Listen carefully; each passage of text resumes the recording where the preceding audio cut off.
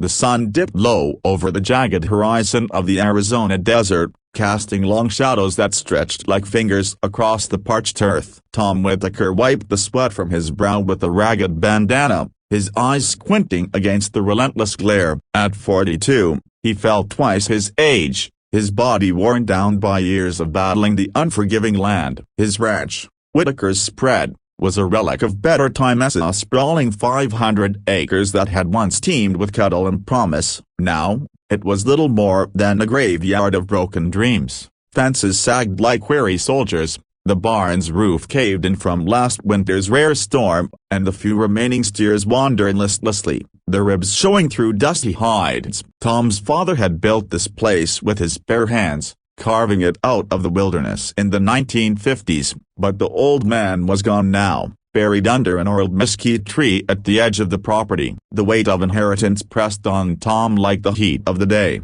unyielding and suffocating. He leaned against the hood of his battered Ford pickup, the engine ticking as it cooled. The truck was his lifeline, hauling feed when he could afford it, towing equipment that broke more often than it worked. Today, he'd driven into Tona Dry Gulch, a speck on the map with a general store, a bar, and a bank that held his fate in its cold vaults. The banker, Mr. Harlan, a slick man with a pencil mustache and eyes like a vulture, had delivered the ultimatum: pay up the overdue mortgage by month's end or face foreclosure. Times are tough, Tom, Harlan had said, not unkindly but with the detachment of someone who dealt in numbers, not lives. But the bank's got shareholders to answer to. Tom had nodded, his jaw tight, and left without a word. What was there to say? The drought had lasted 3 years, prices for beef had plummeted, and his herd had dwindled to a fraction of its former size. He was drowning in debt, and the water was rising fast. As he drove back toward the ranch, the road wound past the boundary of the Apache reservation. The land there was different, still harsh,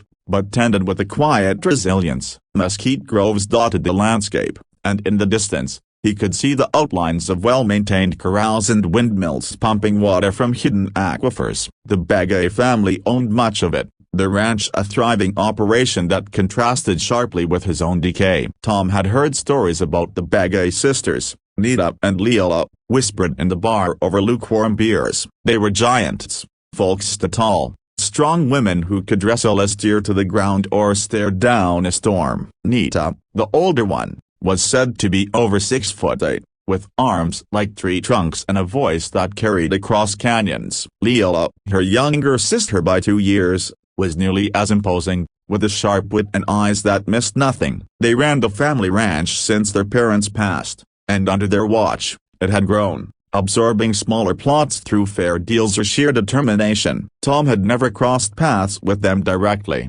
but their reputation loomed large, like the mountains that framed the valley. Pulling into his driveway, a cloud of dust billowing behind, Tom spotted a figure waiting on his porch. It was a young Apache man, dressed in jeans and a faded flannel shirt, his hair tied back in a ponytail. He stood straight, arms crossed, as if he owned the place. Tom's hackles rosy. Visitors were rare, and usually meant trouble. He killed the engine and stepped out, his boots crunching on gravel. "Can I help you?"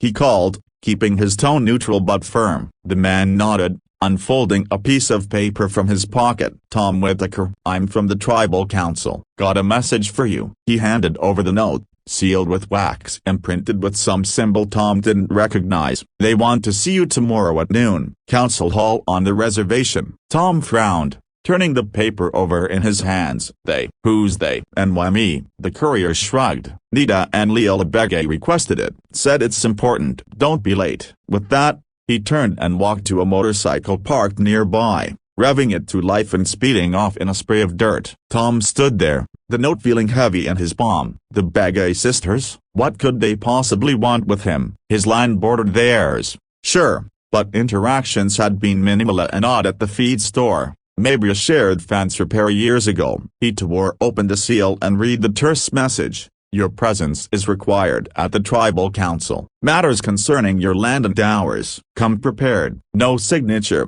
just the imprint. Tom's mind raced. Were they looking to buy him out? Or worse, claim some old boundary dispute? The Apaches had history here, long before white settlers like his grandfather staked claims, treaties, water rights, ancient grievances. Any of it could spell the end for him. That night, sleep evaded him. He tossed on his lumpy mattress, the ceiling fan whirring uselessly above. The house was a time capsule, faded photos of his parents on the mantel, his mother's quilt draped over the armchair, the kitchen table scarred from decades of meals. Loneliness gnawed at him. His wife, Sarah, had left 5 years ago, tired of the struggle, the isolation. "I can't watch you kill yourself for this dirt," she'd said, packing her bags for the city. No kids, no family left, just him and the ghosts. As dawn crept in, painting the walls pink, Tom rose, brewed strong coffee, and stared out the window at his failing domain. Whatever the sisters wanted, he had nothing to lose, or everything. The drive to the reservation took him through winding roads flanked by saguaro cacti standing like sentinels. The council hall was modest,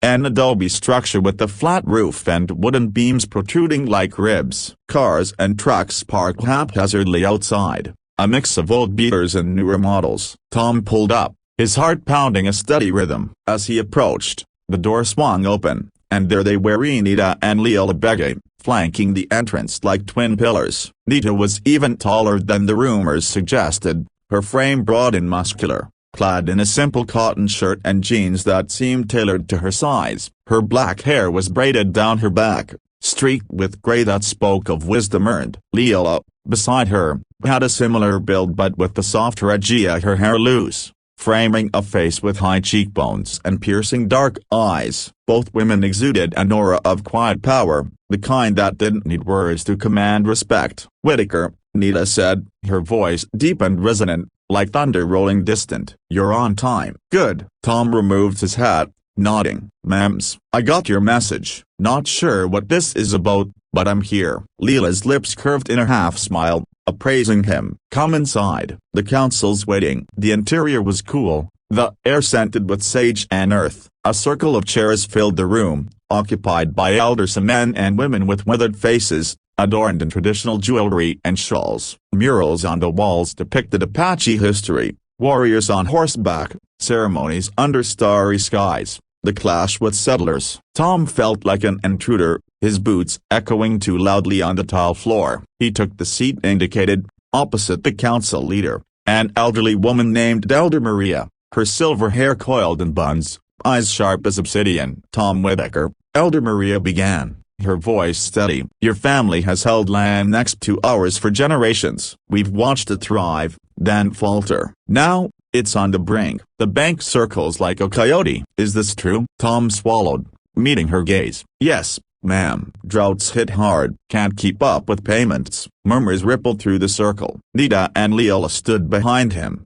their presence a tangible force. Elder Maria nodded. "Nita and Leela have spoken for you. They see potential where others see failure. They propose a union of sorts." Tom's brow furrowed. "Union? What do you mean?" Nita stepped forward, her shadow falling over him. "Your land has something ours needs, water. A spring, buried deep under the eastern ridge. Our ancestors knew it, used it in times of need. Your grandfather sealed it off, thinking it dry. But it's there, waiting." Leela added, "We're offering partnership. Merge operations. Our herds on your land, your water for our fields. We handle the business idea, you know cattle, we know markets. Profits split fair, 60-40, our favor at first, till you're on your feet." Tom's mind spun. Partnership? With strangers, on land his family had fought to keep, but the alternative was loss, total and final. He thought of the spring his father had mentioned it once, dismissing it as legend. If it existed,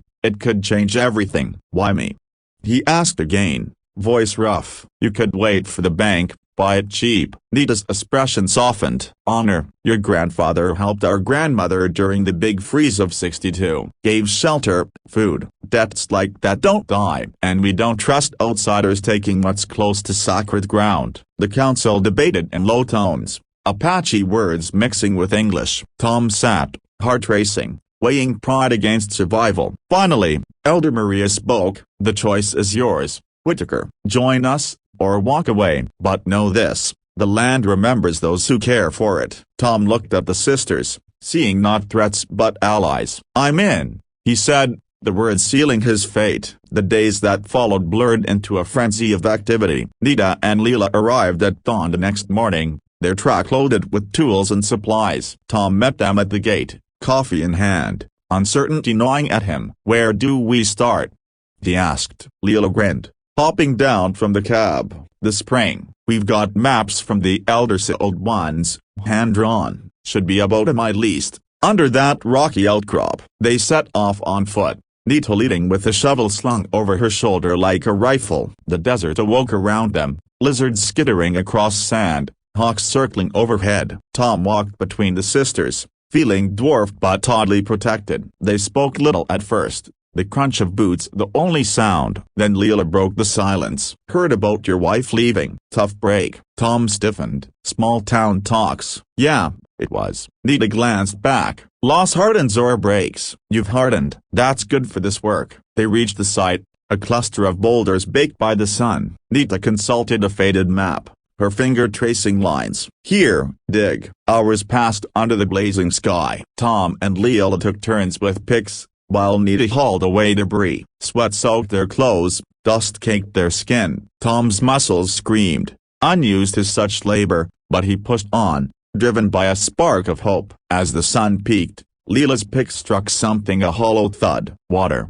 she shouted. They cleared the opening, revealing a trickle that grew to a steady flow. Clear, cool water bubbled forth, pooling in a natural basin. Tom dipped his hand in, tasting it as sweet, untainted. "It's real," he murmured, on his voice. Nita clapped his back, nearly knocking him over. "Told you." "Now, we pipe it to the fields." Irrigation lines next. Back at the ranch, they planned over lunch, sandwiches and iced tea on the porch. Leela sketched designs, her hand steady. "We'll bring in our crew tomorrow. Fix fences, move cattle. You'll learn our ways, we learn yours." Tom nodded, a tentative alliance forming. As the sisters left, Nita paused. "This isn't charity, Whitaker. It's family now. Don't forget that." Weeks turned to months. The spring transformed the land. Dry patches greened, cattle fattened. Tom worked alongside Apache hands, learning traditional herding techniques, sharing his knowledge of local soil. Nita taught him to read the weather in the clouds. Leela showed him market tricks while her laptop a blend of old and new. Challenges arose. A flash flood washed out a bridge, requiring all-night repairs. Rustlers eyed the growing herd, but the sisters' vigilance patrols with rifles at ready deterred them. Tom found himself changing. Laughter came easier, solitude less appealing. Evenings brought stories around campfires, Apache legends mingling with his family's tales. One night, as stars blanketed the sky, Leela sat with him by the fire. "You were alone too long," she said softly. "Land needs people, like people need land." Tom met her eyes, a warmth stirring. "Reckon you're right." The partnership flourished, debts paid, the bank retreating. Tom Whitaker, once a poor rancher on the edge, found new life not just in the soil, but in the bonds forged with two giant Apache sisters. Their choice had indeed changed everything.